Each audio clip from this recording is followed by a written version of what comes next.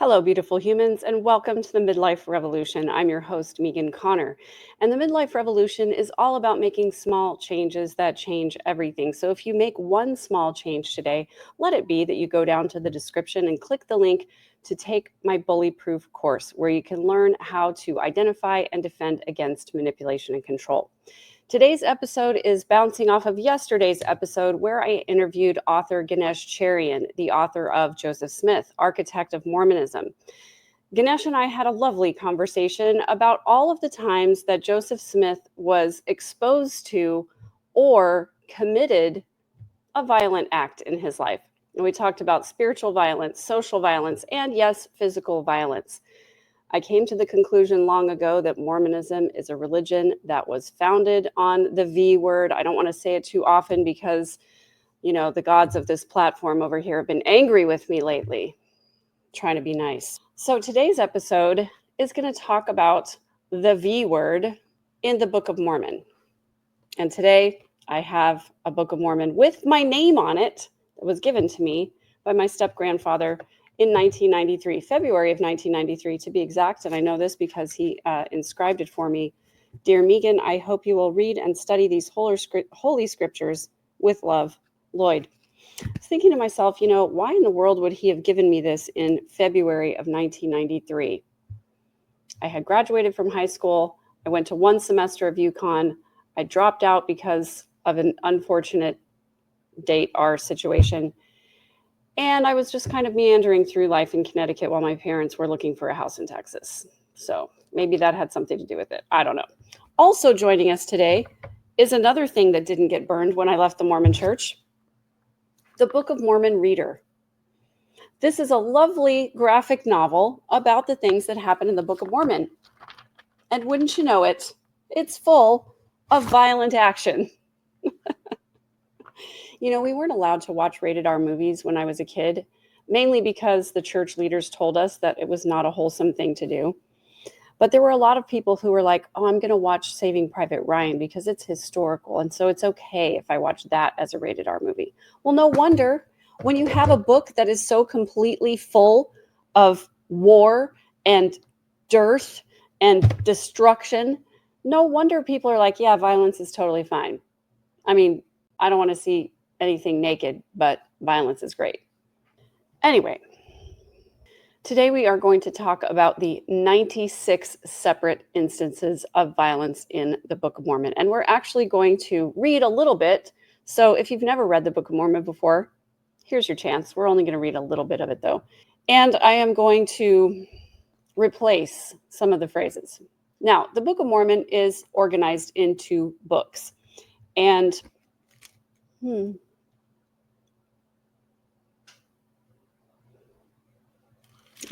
I don't think that's true. I also want to note this particular Book of Mormon was printed in 1991, and it still has the old introduction, which reads, in part, the record gives an account of two great civilizations. One came from Jerusalem in 600 BC and afterwards separated into two nations known as the Nephites and the Lamanites. The other came much earlier when the Lord confounded the tongues at the Tower of Babel. This group is known as the Jaredites. After thousands of years, all were destroyed except the Lamanites, and they are the principal ancestors of the American Indians, since debunked by DNA evidence. Then it said the introduction was changed to say among the ancestors of the American Indians. They keep changing it. Still wrong. So, there are 15 books in the Book of Mormon, and each of those books contains a number of chapters. So I'm going to refer to each book individually and tell you which chapter each instance of destruction comes in. First Nephi, chapter 1.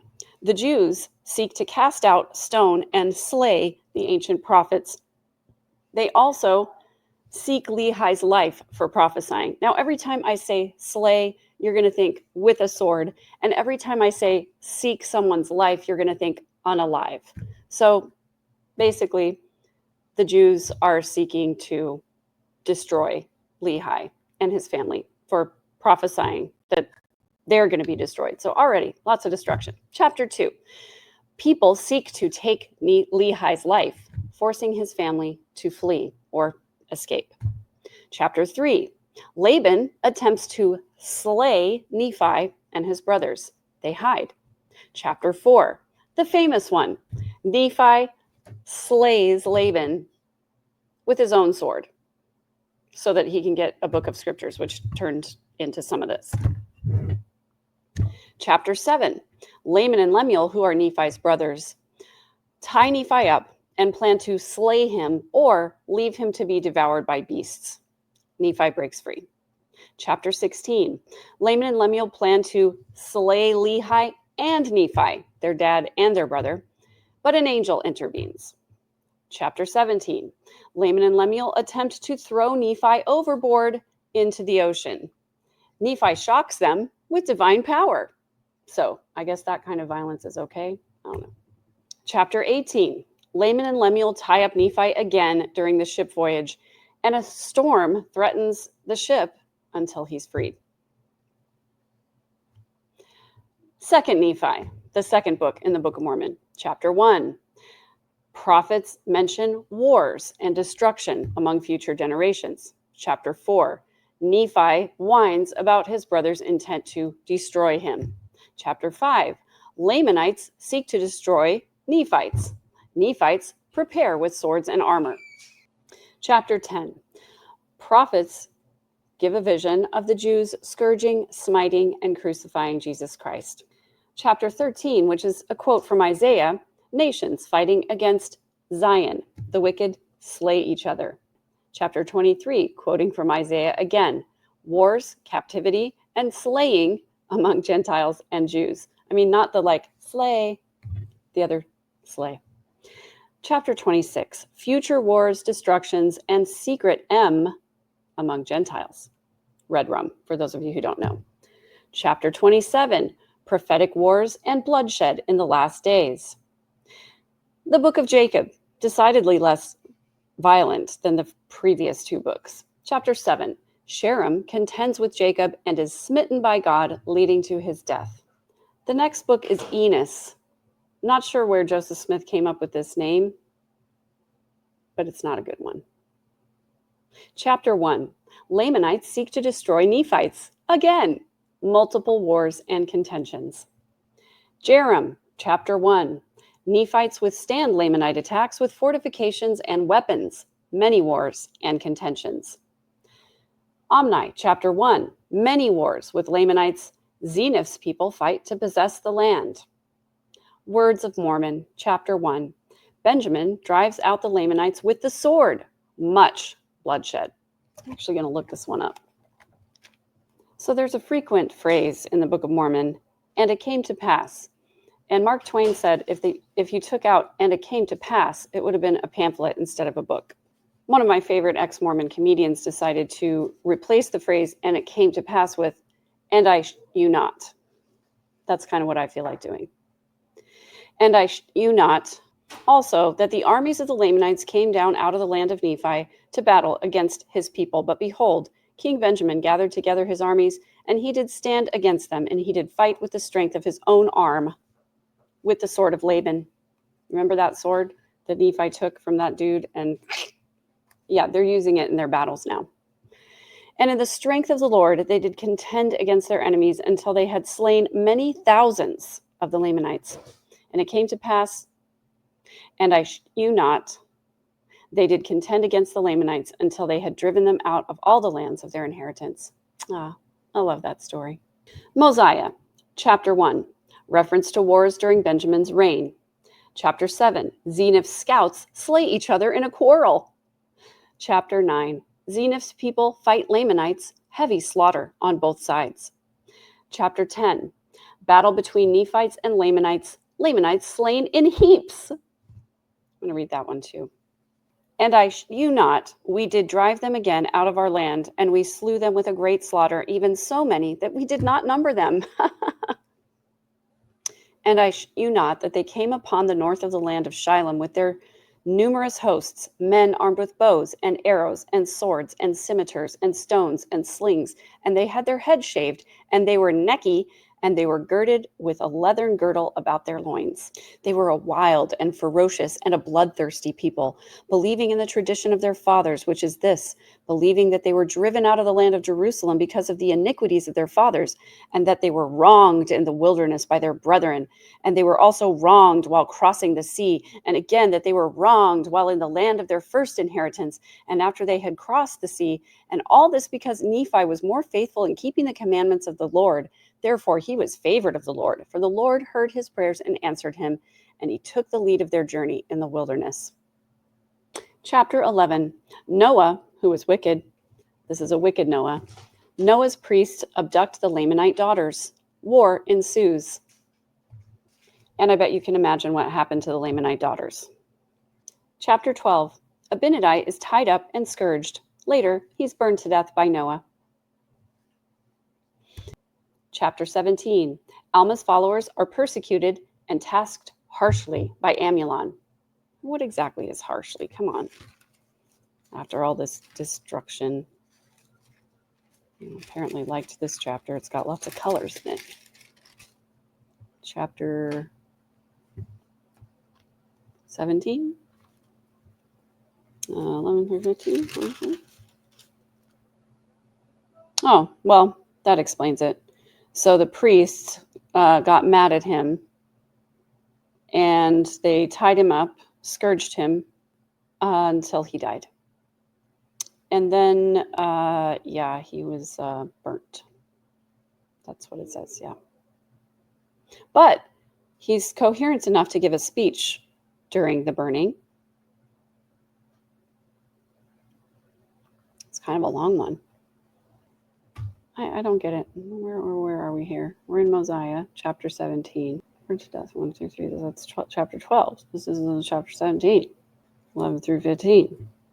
Well, that's the wrong reference. All right. Chapter 19. Gideon attempts to slay Noah with a sword. Noah is burned until he dies by his own people.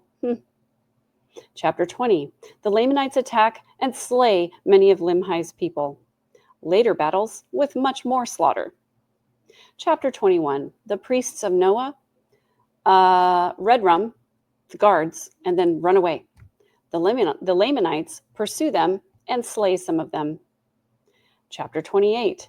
The sons of Mosiah are persecuted, smitten, and imprisoned by the Lamanites. The Book of Alma. Chapter 1.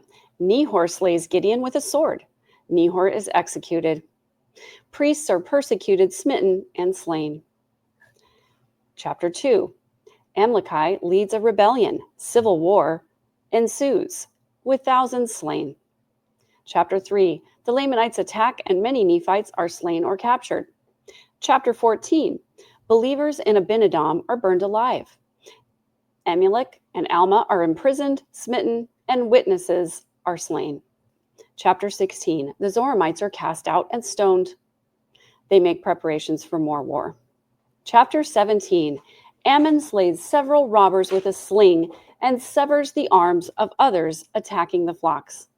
This is one of my favorite stories. As a kid, it was my favorite story. You could say that Ammon disarmed his attackers. Okay, I hate myself for saying that, honestly. Guys, I love this graphic novel, but it is a little bit racist.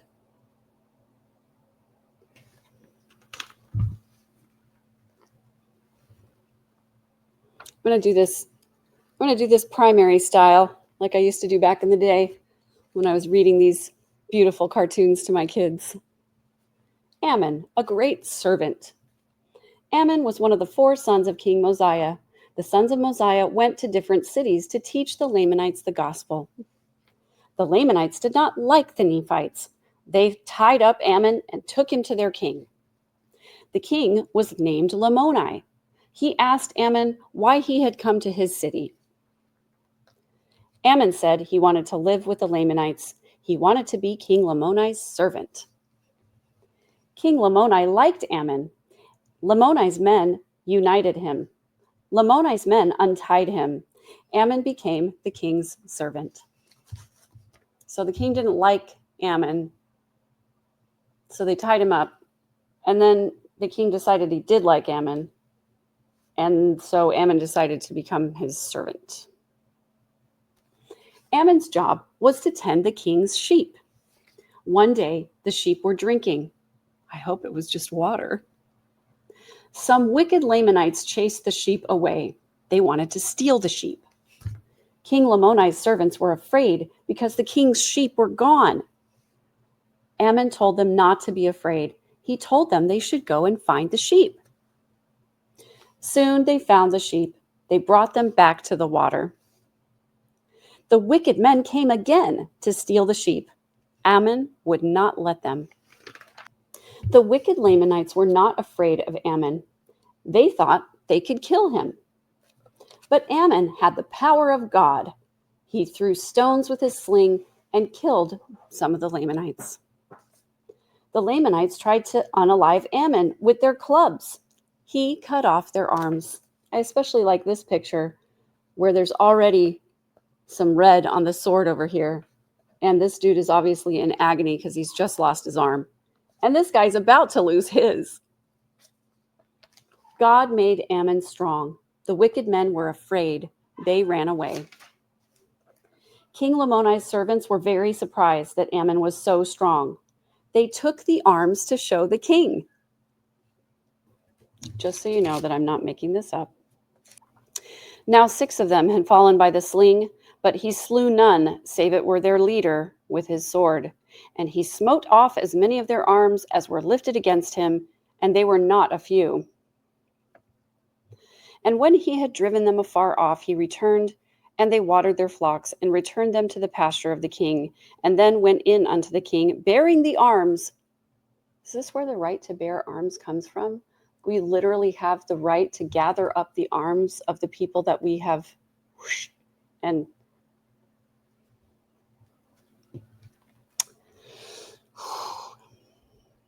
can you imagine how traumatized these shepherds were after this all went down? And this dude was just, and then they just casually like take their sheep back to the river, and then they're like grazing. They're like, yeah, we're just going to make sure they get their food and water. And then you know what? We're just going to gather these all up and put them in. I mean, right here, they're kind of in a little like knapsack situation.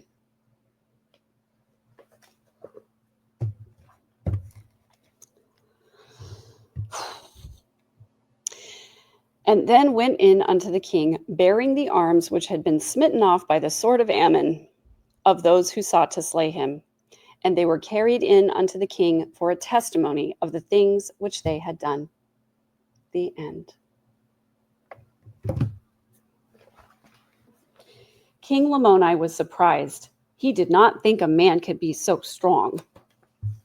Lamoni wanted to see Ammon, but he was afraid. He thought Ammon was God.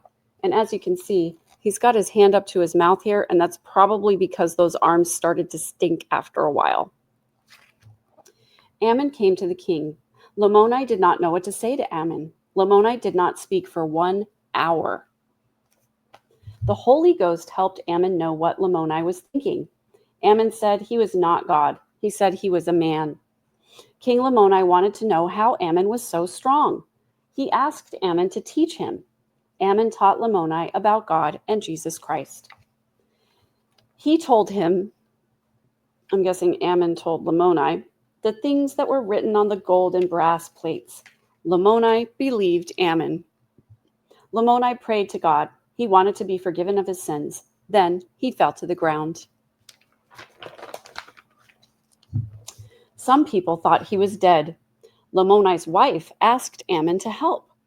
Ammon knew the king was not dead. He knew God was helping Lamoni understand the truth.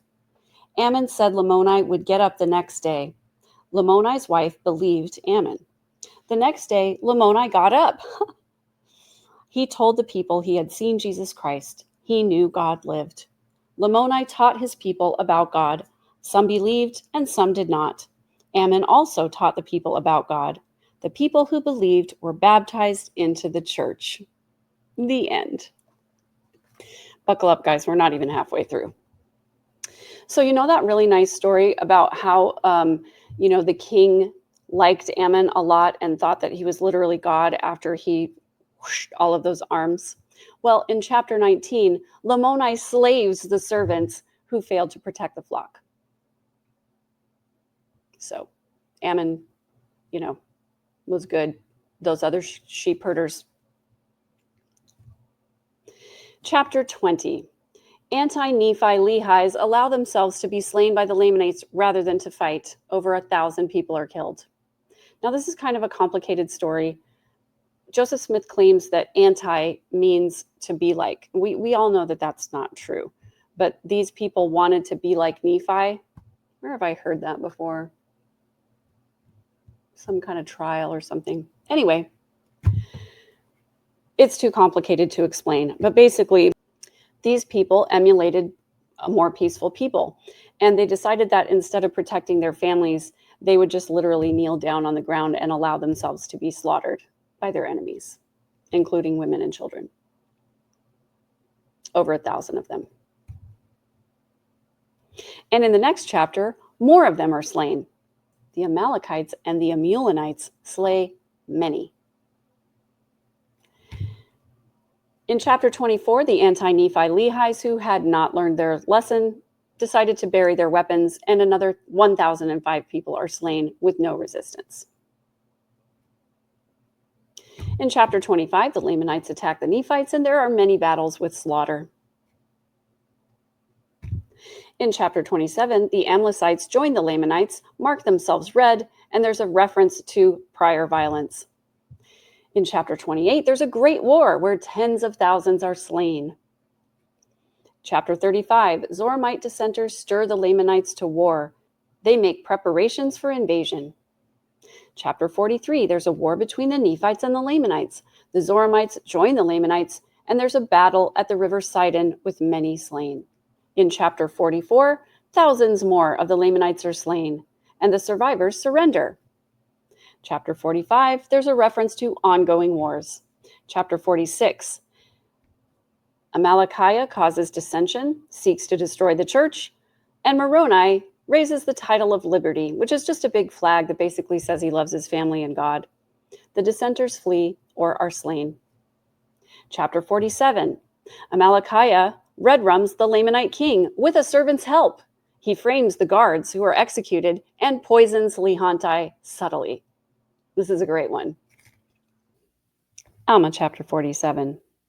And I knew not that Amalickiah caused that one of his servants should administer poison by degrees to Lehanti, that he died. Now when Lehanti was dead, the Lamanites appointed Amalickiah to be their leader and their chief commander. And I knew not that Amalickiah marched with his armies, for he had gained his desires, to the land of Nephi, to the city of Nephi, which was the chief city. And I knew not that the king put forth his hand to raise them, as was the custom with the Lamanites, as a token of peace, which custom they had taken from the Nephites. And it came to pass that when he had raised the first from the ground, behold, he stabbed the king to the heart, and he fell to the earth. Chapter 48. Amalickiah stirs the Lamanites up to war, and the Nephites prepare to defend themselves. Chapter 49. The Lamanites attack the fortified cities. Thousands are slain by the Nephite defenses. Chapter 50. Morianton beats a maidservant, plans a rebellion, and Teancum slays Morianton in battle. Chapter 51. The kingmen refuse to fight. Moroni executes the refusers. 4,000 are slain in civil strife. Amalickiah takes many cities, slaying the resistors. Moroni literally executed all of the people who refused to fight,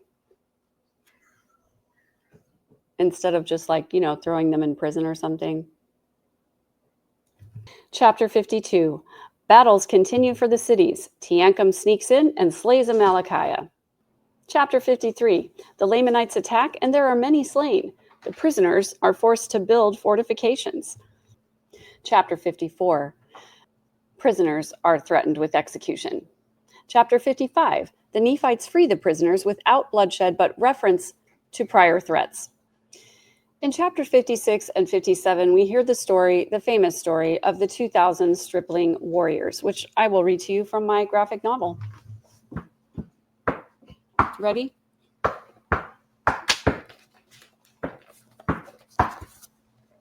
Stop it, Loki. Quit being happy.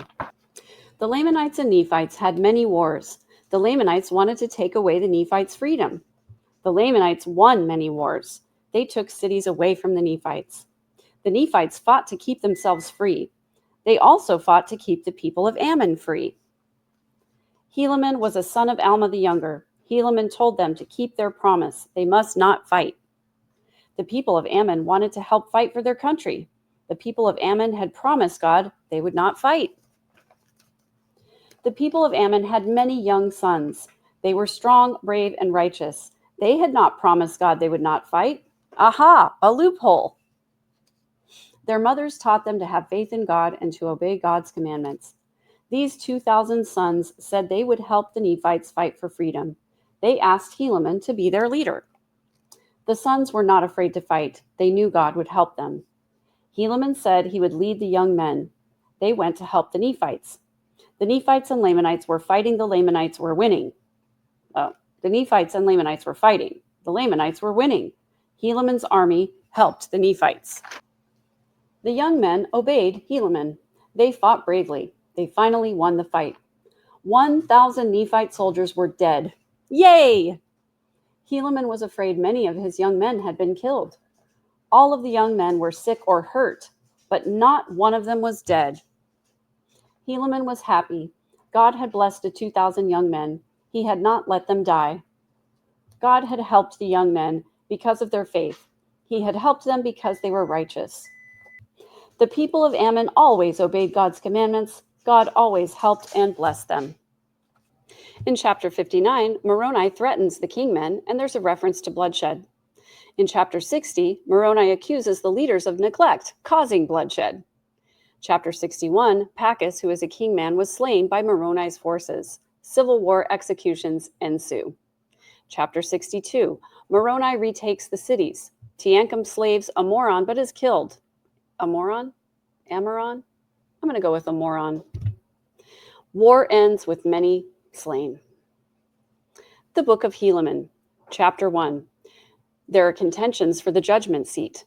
Ponchi plots rebellion. Kishkumen assassinates Behoron.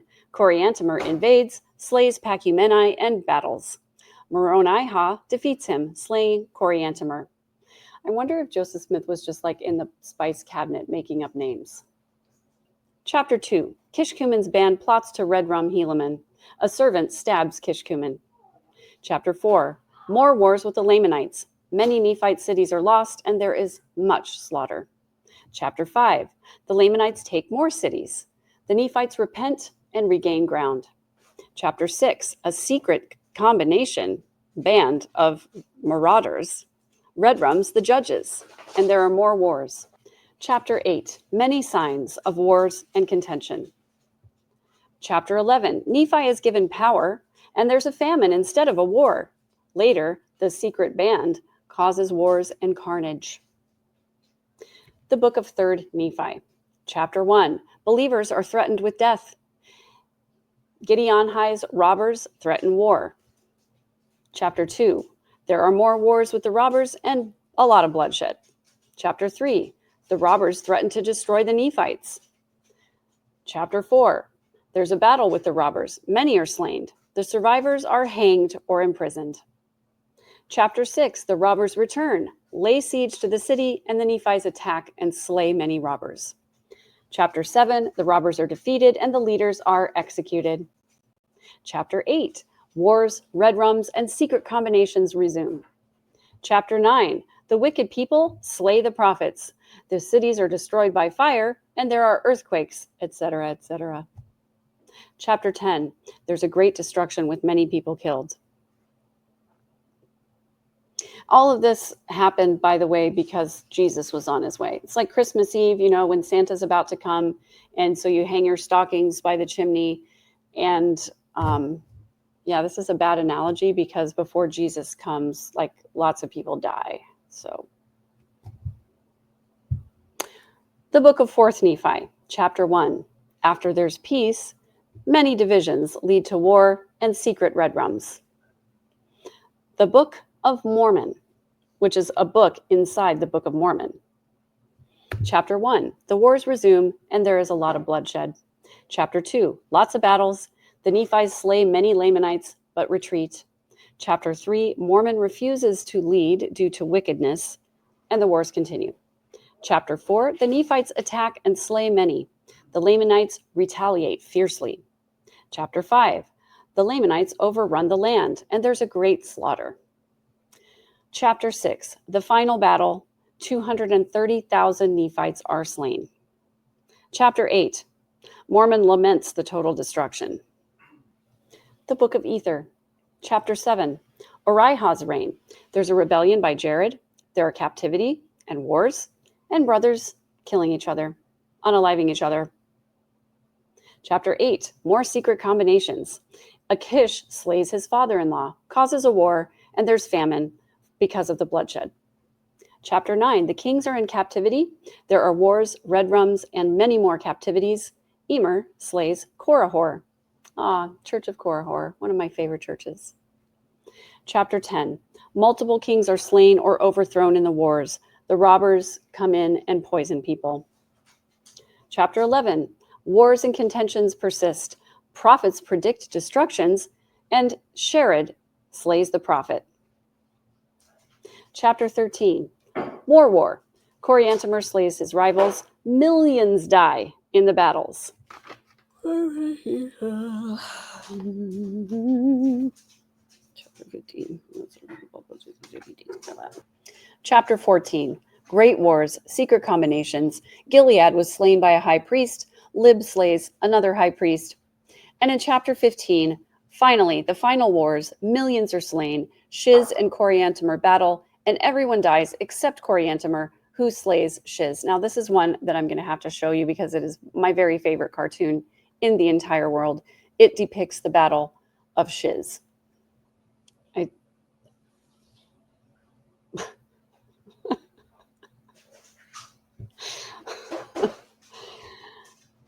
So I searched for Shiz, and all of this Wizard of Oz stuff is coming up.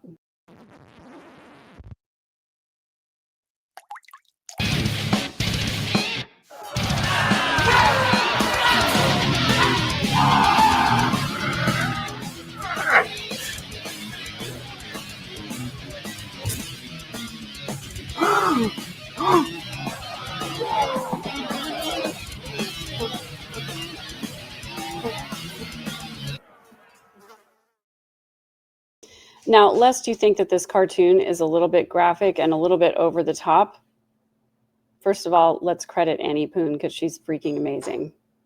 Secondly, I'm going to read it to you because it's really not an exaggeration. Ether, chapter 15, verse 2. He saw that there had been slain by the sword already nearly 2 millions of his people, and he began to sorrow in his heart. Yea, there had been slain 2 millions of his mighty men, and also their wives and their children. So more than 2 million, because the wives and the children also. And I knew not, they fought for the space of 3 hours, and they fainted with the loss of blood.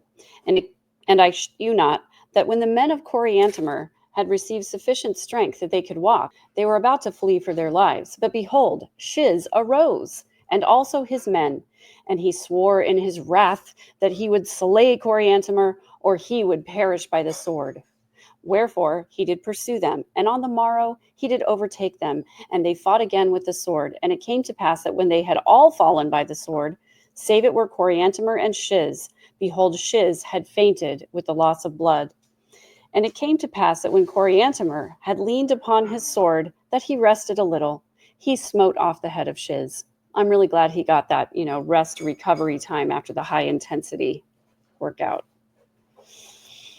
And it came to pass that after he had smitten off the head of Shiz, that Shiz raised up on his hands and fell. And after that he had struggled for breath, he died.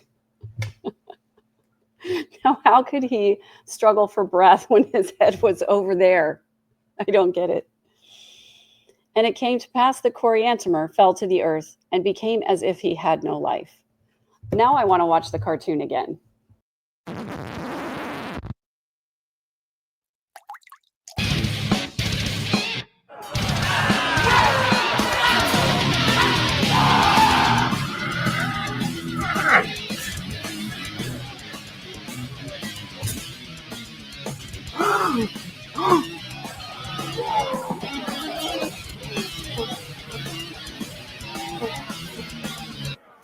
Thanks, Annie Poon. Finally, the Book of Moroni, Chapter 9. There are battles with the Lamanites, choice men are slain, there's torture, cannibalism, and red rum of women and children by both sides. What a great way to end a great book. So, in summary, there is not a single book in the Book of Mormon that does not contain graphic violence and the deaths of thousands and thousands, and in some cases, millions of people. I have to come to the conclusion that not only was Mormonism founded in violence, but the Book of Mormon is one of the most violent books out there. Now, not to say that the Bible is not also a violent book. There's plenty of death and destruction in the Bible too. But for anybody who wants to claim that this is a book of peace or a book of healing, I'm going to push back on that one a little bit. Thanks for joining me. Have you ever been in a relationship where all of your communication with a person leaves you feeling frustrated and confused and like you're the problem and you can do nothing right? You're definitely not alone. As a survivor of narcissistic abuse, I've learned how to spot manipulation and control tactics that are used by narcissists and bullies and other manipulative people. There's good research to suggest that at least 1 in 5 people use tactics of manipulation and control in their closest relationships. If you've ever been in one of these relationships, or if you're in one right now, I can assure you that you're not alone, and I can also help you learn how to have more peaceful communication and how to take your power back from bullies. I've developed an e-course that's available online and on demand. It's 8 modules of over 2 hours each, packed with information about how to spot manipulative behaviors and how to defend against the tactics that steal your energy. By the time you finish the course, you'll have a toolbox full of resources that you can use to help you navigate these difficult relationships. In addition, the course comes with a free community membership where we can engage with each other to share our struggles and our stories and help support each other on this journey of learning how to defend against controlling people. On my podcast, The Midlife Revolution, and on my YouTube channel, I've already helped thousands of people start on their way to a healing journey. I would love for you to join us.